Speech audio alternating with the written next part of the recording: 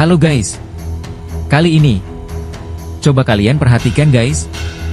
Dalam program TV 86 yang disiarkan oleh Net Media Tama ini, tampak adegan para polwan cantik ini sedang latihan menembak senjata laras panjang.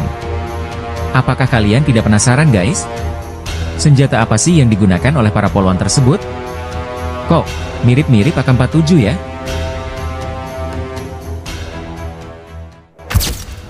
Oke guys. Di edisi kali ini, mari kita bahas habis tentang senjata satu ini.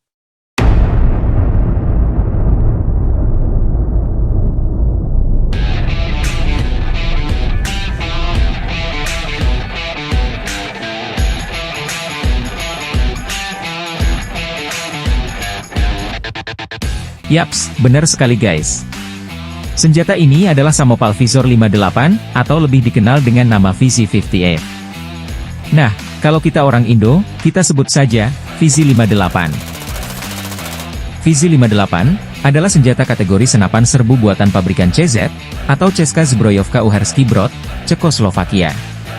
Senjata ini didesain oleh seorang desainer CZ, yaitu Jiří Čermák. Tanpa sekilas, orang pasti akan menduga kalau senjata ini adalah AK-47, ataupun salah satu variannya Kalashnikov. Namun bukan guys, senjata ini jauh berbeda dengan Kalashnikov AK-47, walaupun kaliber peluru yang digunakan sama, yaitu 762x39 mm.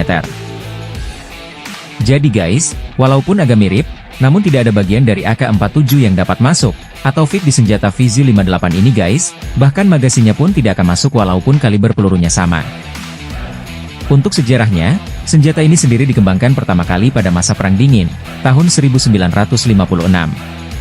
Proyek ini dipimpin oleh desain engineer CZ, Jiří Čermák, sebagai tanggapan atas tekanan Uni Soviet yang mengharuskan semua negara Pakta Warsawa, termasuk Cekoslovakia untuk menggunakan senjata dengan jenis amunisi yang sama, sehingga kemudian Cekoslovakia memproduksi senjata ini dengan kaliber 762x39 mm.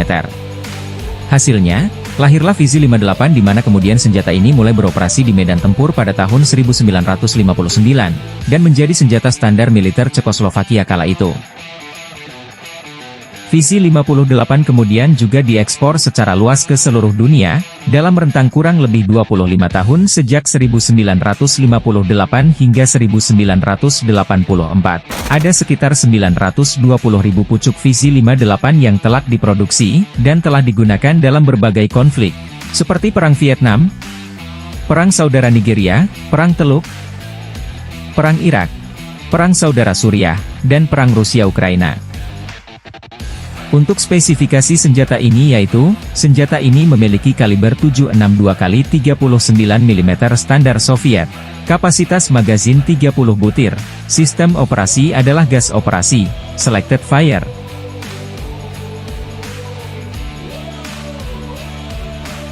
Alat bidik-bidikan besi tipe terbuka, berat keseluruhan 3,4 kg. Panjang total keseluruhan 845 mm. Panjang barel 390 mm. Lebar sisi 57 mm. Tinggi 255 mm. Rate of fire ada di 800 round per menit.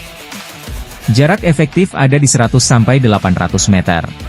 Senjata ini juga punya fitur dan kelebihan tersendiri, yaitu ergonomis dan bobot lebih ringan daripada AK-47.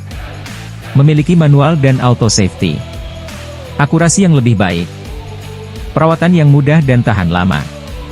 Serta harga yang relatif murah. Nah, sekarang kita masuk ke bagian variannya. VZ58 diproduksi dalam 3 varian utama, yaitu VZ58P, VZ58V, dan VZ58PI. Varian VZ58P. Inisial P sendiri adalah singkatan dari kata pechotny, yang berarti infanteri. Varian ini dikhususkan produksinya kepada pasukan infanteri atau angkatan darat. Varian ini dibuat dengan popor tetap, yang terbuat dari bahan sintetis, atau kayu yang diresapi plastik.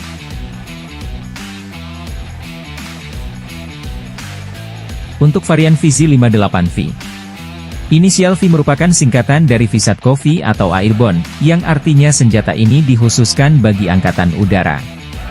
Perbedaan ada pada bagian popor yang diubah ke versi logam yang dapat dilipat ke samping atau popor foldable. Varian Vizi 58P dan V ini, konfigurasi popor mereka dapat ditukar satu sama lain, karena kedua varian ini memiliki konfigurasi titik pemasangan baut popor yang sama. Dan varian ketiga ada Vizi 58Pi, di mana inisial P dan I adalah kata ini nih. Priechotní s infračerveným zaměřovačem. Aduh guys, Mimin sampai bingung gimana cara ajaan pengucapannya, tapi lebih kurang ini berarti adalah dihusukan bagi pasukan infanteri dengan penglihatan inframerah. Varian ini diberi fitur tambahan bracket rail untuk pemasangan visor malam NSP-2.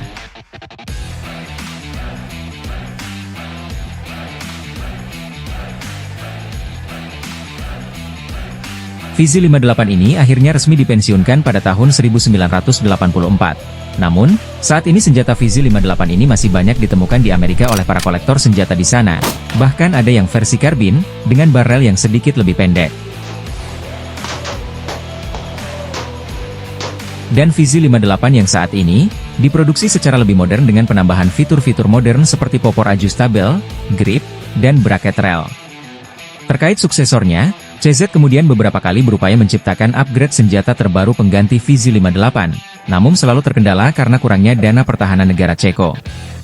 Namun akhirnya, pada tahun 2011, militer atau tentara Ceko resmi mengganti senjata standar mereka dari Vizi 58 ke CZ805 brand.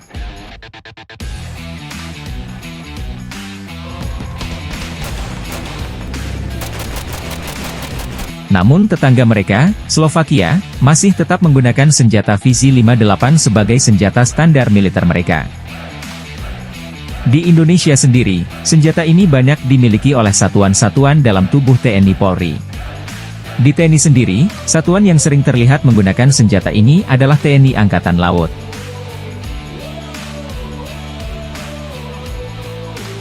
Dan untuk Polri, senjata ini banyak terdapat di satuan kewilayahannya terutama di wilayah bekas konflik bersenjata. Kemungkinan, masuknya senjata ini ke Indonesia, erat kaitannya dengan peristiwa sejarah negeri kita terdahulu, terutama pada masa Perang Dingin, di mana saat itu Indonesia melalui Presiden Soekarno dikenal dekat dengan Rusia sebagai negara pemimpin Blok Timur. Sehingga kita banyak memperoleh bantuan alutsista pendukung untuk militer Republik Indonesia. Nah, guys, akhirnya kalian sudah kenal dengan senjata Vizi 58 ini kan? Dan pasti juga kalian sudah tahu, bahwa dia berbeda dengan AK-47 yang semau. Jangan lupa dukung kami guys, agar kami semangat untuk menghadirkan konten-konten informatif lainnya untuk kalian semua. Jangan lupa like dan subscribe ya. Terima kasih telah menonton.